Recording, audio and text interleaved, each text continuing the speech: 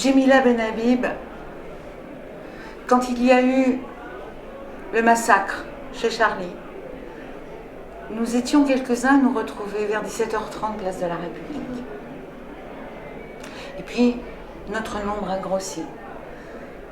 Nous étions un certain nombre de francs-maçons, là, réunis, dans la douleur. Mais vous, la douleur que vous avez subie n'est pas du même ordre que la nôtre, puisque vous, les personnes qui ont été victimes de cet attentat étaient vos amis. Je pense particulièrement à Charb. Et si nous voulons vous rendre hommage aujourd'hui, c'est parce que vous nous dites cette douleur qui est sans mots. Une douleur violente est souvent sans mots.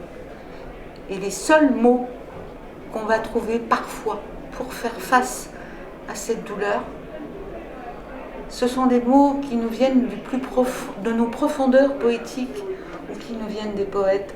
Ce que vous faites avec une simplicité extraordinaire parce qu'on est dans votre texte, dans tout ce moment qui concerne l'attentat de Charlie, on est justement dans cette exigence de justesse qui semble vous porter dans votre vie. Et puis, la douleur d'où vous tirez cette force, qui est en même temps, je dirais, une force d'insoumission ou de résistance absolue. Vous en faites quelque chose, vous en faites autre chose. Alors, j'aimerais que vous nous disiez comment ce livre, qui part d'un cri, qui ne sort pas d'une bouche, ce cri, vous en faites quelque chose qui nous rassemble universellement, tous humains que nous sommes. Oui, en fait, la douleur, elle sort quelque part du ventre, mais bon, je pense qu'elle monte à la tête, forcément. Il y a la rencontre des tripes, du cœur et de la tête.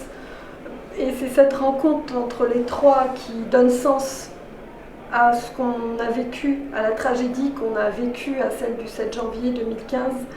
Et je voulais d'abord rendre hommage à des géants, à des gens d'une grande culture, d'une immense sensibilité, de grands humanistes, des gens qui s'inscrivent dans la tradition des Lumières, des gens qui critiquent, qui ont cet esprit critique, des gens qui mettent la culture au centre de leurs intérêts, des gens si immensément grands qu'ils s'oublient pour se fondre dans l'autre. Donc pour moi, c'était essentiel de rappeler tout ceci, mais ultimement, je voulais rattacher cette expérience, cette tragédie à d'autres tragédies, et de dire qu'elle n'était pas franco-française, qu'elle concernait l'humanité entière, parce que ce jour-là, Paris, c'est l'humanité entière qu'on a assassinée. Et évidemment, c'est pas la première fois qu'on assassine des intellectuels, des journalistes. On en a assassiné un peu partout, dans le monde arabe et dans le monde musulman, et il m'importait aussi de raconter ces différentes histoires de résistants. Je raconte par exemple l'histoire de Tahar Djaoud, le premier journaliste algérien à avoir été assassiné. Alors il n'est pas seulement journaliste, il est poète, il est romancier, c'est un type, c'est un grand humaniste, Djaoud, et donc il me semblait important de redonner donc, à cet homme aussi place et à le rattacher à Charles, parce que pour moi ce sont des frères en humanité. Et donc le cheminement de l'un me renvoyait à l'autre, et leurs deux cheminements me renvoyaient aussi à une autre histoire qui est celle du Québec, c'est-à-dire l'histoire aussi de Bordua, donc ce peintre de génie qui a tracé la ligne entre le politique et le religieux et qui a dit stop. C'est assez de vivre soumis, je veux vivre en homme libre, je veux vivre debout. Et donc c'est cette histoire en fait de la liberté qui moi m'interpelle, qui me plaît, qui me fait chavirer par moments, parce que oui, la douleur est toujours là, mais faut aller au-delà de la douleur. Oui, ce qu'on sent dans votre livre, c'est que vous êtes déjà au-delà de la douleur. C'est-à-dire qu'il y a ces moments-là où la douleur, effectivement, vous prend tout entière, je dirais comme une mère, et en même temps, eh bien, il y a cette force qui croît de cette douleur et qui fait que vous résistez, que la ligne blanche qui a été passée, vous la montrez, cette ligne blanche qui a été passée, Et c'est en cela que votre appel à tous les humanistes est un appel qui est un appel universel. C'est-à-dire que vous dépassez complètement la question du religieux pour dire, il y a la question du religieux bien entendu, et vous dites c'est de l'humanité dont il est question là. La religion n'est qu'un phénomène dans cette humanité. Oui. Et voilà, et au nom de ça, vous nous montrez une ligne de rectitude qui est la vôtre, qui est une ligne où vous allez affronter un certain nombre de périls, où vous faites partie de ces justes de nouveaux temps. En fait, je pense que nous vivons une époque difficile pour les amoureux de la liberté. Une époque même, je dirais, terrible, dangereuse. Et il ne s'agit pas de baisser les bras, il ne s'agit pas de vivre à genoux, il s'agit de continuer de porter ces combats-là. D'abord pour ceux qui sont partis, parce qu'il y en a beaucoup, mais aussi pour tous ceux qui sont restés et pour nos enfants. Il faut léguer à nos enfants un monde plus juste, un monde plus digne de ce qu'est l'humain, un monde où il fait bon vivre. Et donc, face à cette barbarie qui nous frappe, face à l'islam politique qui continue d'assassiner ici et là, nous avons le devoir, la responsabilité de dire non, c'est assez. C'est assez de larmoyer aussi, j'ai envie de dire. Il faut aujourd'hui, plus que jamais, redire les grandes valeurs qui nous unissent au-delà de nos appartenances ethniques, religieuses, philosophiques, que sais-je. Parce que ce qui compte pour moi, c'est d'abord et avant tout notre même appartenance à une même humanité. Et donc, il est temps de se mettre debout, unis, face à la barbarie, parce que oui, il y a une guerre qui est faite à l'humanisme, à la civilisation tout entière, parce que lorsqu'on assassine un écrivain, un journaliste, un intellectuel, c'est l'humanité entière que l'on assassine. Et nous, on a le devoir de dire non, c'est assez, et de résister. Je vous remercie. Je repensais en vous écoutant à la phrase de Camus, plutôt mourir debout que vivre à genoux. Mais en même temps, ce qui m'a paru très fort dans ce que vous disiez à l'instant même, c'est aussi montrer à nos enfants. C'est-à-dire qu'on est à la fois dans la conscience du risque et on est à la fois dans la transmission de la beauté du monde. Tout à fait. Oui, tout à fait. C'est ce qui me touche très, très fort dans ce que vous avez écrit. Et vous qui êtes une femme, vous êtes actuellement en but au Canada à un procès dont j'aimerais que nous parlions avant de nous quitter, Jemila. Oui. Bah écoutez, je suis un peu gênée d'en parler sincèrement parce que c'est comme vous le voulez. C'est si peu de choses face à ce qui nous accable et ce qui nous arrive et ce qui frappe l'humanité. Donc oui, je me retrouve en fait traînée devant les tribunaux parce que j'ai osé critiquer les enseignements d'une école islamique qui impose aux enfants des récitations coraniques qui portent la haine de l'autre, des mécréants, des femmes, qui chosifient les femmes et qui impose aussi le voile islamique à des petites filles de 9 ans. Donc moi je ne peux accepter ailleurs ce que j'ai refusé en Algérie, c'est-à-dire j'ai grandi dans un pays musulman où ce type de phénomène à l'époque n'existait pas encore. Et donc il m'apparaît aujourd'hui tout à fait incongru de banaliser ce type d'intrusion et d'une forme de totalitarisme, surtout s'agissant des enfants. En réalité, je trouve que c'est une immense lâcheté de notre part, de la part des adultes, de faire semblant que ça n'existe pas et de tourner la tête et de dire finalement c'est un peu dans leur culture, c'est un peu dans leur religion et puis ma foi, c'est pas grave. Non, ces enfants-là sont aussi nos enfants et leur avenir, m'importe à moi. Et comme l'avenir de tous les enfants, je veux dire, c'est important. Merci Jemila. Je pense qu'en vous remettant ce prix humanisme et en écoutant justement vos derniers déboires, nos frères et nos sœurs francs-maçons seront très sensibles à ce que vous dites, à ce face à quoi vous devez vous battre. Et je pense que je peux au nom d'eux, vous transmettre notre soutien. Et ce prix humanisme vient couronner, on pourrait dire, un moment, une étape de votre résistance contre certaines des puissances noires qui travaillent actuellement à détruire l'humain, en tout humain.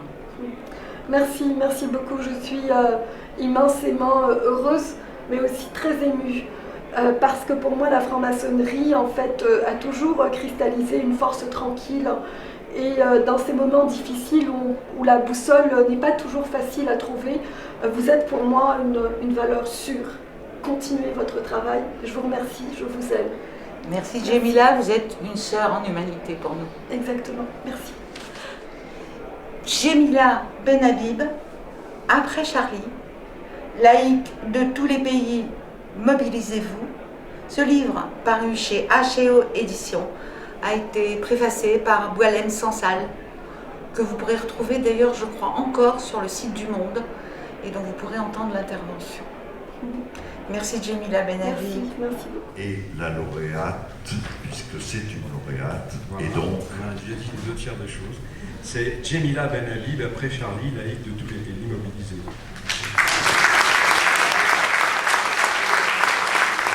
Il faut remettre ce diplôme à votre fille.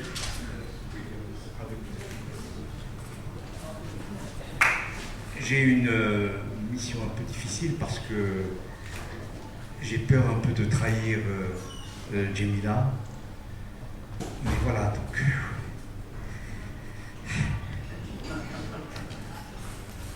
Je voudrais d'abord remercier donc, les francs-maçons pour ce grand honneur. Vous savez, Djemila est d'abord une féministe et donc elle a compris rapidement que si elle voulait véritablement vivre librement, il fallait qu'à tout prix, le dogme ne puisse plus jouer son rôle retardateur dans la société. Parce que si nous tous, parce qu'il me semble que elle et nous, il y a mon épouse qui est là, et elle aussi, Katie, il y a aussi, j'ai aussi un autre garçon, et nous sommes une famille de militants.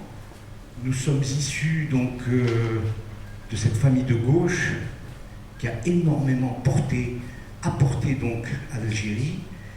Et c'est dans ce milieu-là, c'est dans les débats et les luttes que nous avons menées en Algérie qu'en fait qu'est née Djemila. Et ce que je voudrais dire, c'est que il ne peut pas y avoir d'égalité des droits entre les femmes et les hommes sans laïcité. Et ça, c'est fondamental. C'est fondamental. Elle l'a compris d'autant plus que nous avons vécu dans un pays de culture musulmane. Et aujourd'hui, l'islam politique, non seulement a détruit non seulement l'Algérie, mais il a détruit des territoires entiers qui sera extrêmement difficile de reconstruire. Et ce que je voudrais dire, c'est que aujourd'hui, il menace, y compris les fondements de la société européenne et américaine. Je le dis avec énormément de responsabilité parce que ces choses-là ne sont pas parfaitement saisies, parfaitement comprises ici en France. Si la France aujourd'hui est la cible de l'islam politique, c'est la première cible, c'est parce que vous êtes le pays des Lumières, parce que vous êtes le pays de Voltaire et Rousseau, vous êtes le pays qui a réussi à faire avancer les hommes jusqu'à l'ultime, c'est-à-dire faire en sorte que la laïcité soit inscrite sur le fronton de la République française. Et ça, c'est fondamental. Voilà donc aujourd'hui, l'islam politique en France menace l'école. Il menace la vie dans les quartiers. Nous vivons, moi je vis à Saint-Denis et je peux vous témoigner que la situation est extrêmement difficile dans des villes comme Saint-Denis où aujourd'hui le terrorisme a réussi donc à construire des poches qui lui permettent de frapper quand il veut et là où il veut. Donc faisons en sorte de préserver donc cet outil fondamental qu'est la laïcité pour permettre donc non seulement à la France de sortir de l'impasse dans laquelle elle est aujourd'hui, mais de permettre aussi à l'ensemble de l'Europe et de l'Amérique et du monde entier. Parce que pour moi, il ne peut pas y avoir d'avenir dans cette planète sans laïcité, parce que c'est elle qui scelle la coexistence pacifique entre tous les peuples. Merci.